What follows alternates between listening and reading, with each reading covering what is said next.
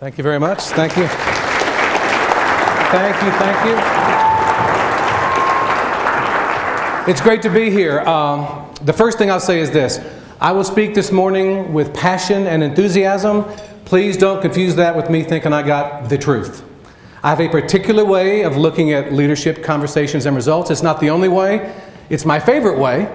It's a way that has helped me personally and professionally and has served many other people as well, but it's not the only way. The invitation is to use what works for you to complement your own experience.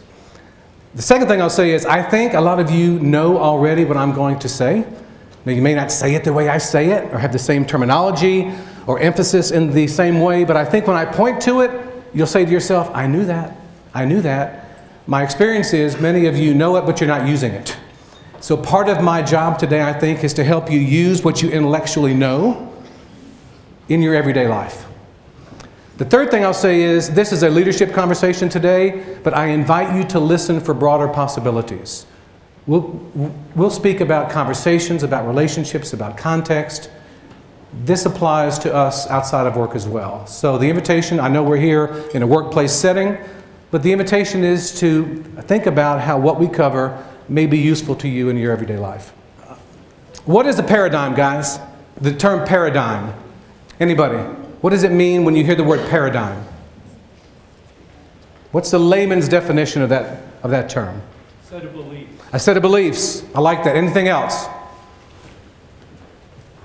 Yes? The way we look at it. The way we look at something, absolutely. A mental model, a construct.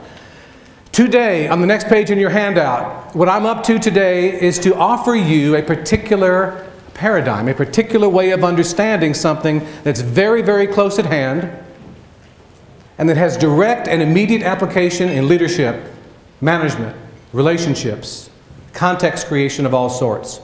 I always start right here. This is called, I'm not a very good artist, but that's supposed to be a big I looking at a stick person. It's meant to indicate you taking a look at you. Underneath everything else I do today, my goal really is to help you become a more powerful and a more competent observer of yourself. That's ultimately what I'm up to, is to support you in becoming a more powerful observer of yourself. And I focus this strongly on self-awareness because I got 6 basic claims. Number 1, you cannot change another human being. Who's tried? No, I've got 3 teenagers. I mean, think. We can influence, Terry, you can influence me, but you can't change me. I can change me, but I can't change what I don't notice. Y'all clear? Now, I may notice and choose not to change. Great, now I got my eyes open. But if you don't notice, you don't get to do squat. So the first thing is we have to notice. Second basic claim. We are not hermits. We do what we do with and through people. You do work, PTA, church, civic, social, right? With and through people. Anybody here that doesn't do much of your life with and through people, the next 2 hours will be an interesting academic abstraction. It will have no practical value for you. But the rest of us who do what we do with and through people, it's like this. You can be connected with people in such a way that it allows you to get the results you say you want, or you can be connected with people in such a way that it does not allow you to get the results you want, but you can't punt.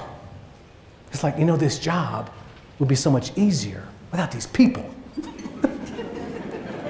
That's not available.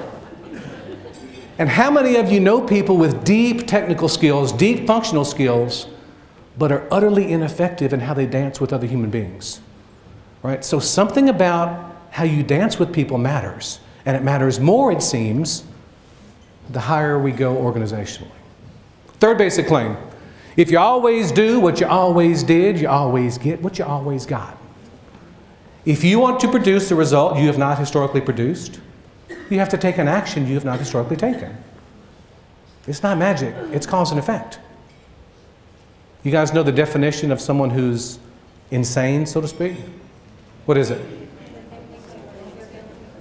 Keep doing the same thing over and over again while expecting different results. It doesn't happen.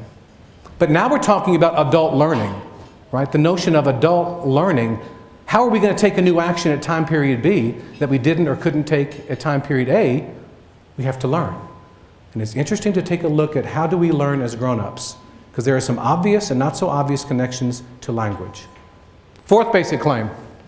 We are always at choice. We are choosing every moment. Anybody here who's a parent? You guys think about this. Have you not said some version of this to your kids at one point or another? Pay attention to your choices because you are where you are out of the choices that you make. Have we not? Some version of that. And guys, you are at choice right now. Example, is it possible for you to spend 2 hours with me this morning and choose to not learn anything? I promise you that's available. Sit there and do your to-do list, mentally check out. We're choosing all the time. And big I, many of us are not very good observers of the choices that we make. Guys, think about this. Every single time in your life that things were screwed up, you were there. We are each the common denominator of our own. I'm the one that keeps showing up again and again. Fifth basic claim. How you see things matters. How many of you know people that the way they see a problem or a situation is itself part of the problem? And to see something differently, guys, is a metaphor. Terry and I may see things very differently, but the difference has nothing to do with our eyeballs or our retinas. Are we clear? There's something different going on here. And there are more than one way to see things. That's part of what this conversation is about. Finally, change is permanent, so get used to it. It's not going away. Now, our grandparents had it, right? A horse and buggy is different than a Model T. But for us, it appears to be major. It appears to be really, really important. How we think about change, how we manage it, how we anticipate it, how we react to it. It seems to be more critical for us.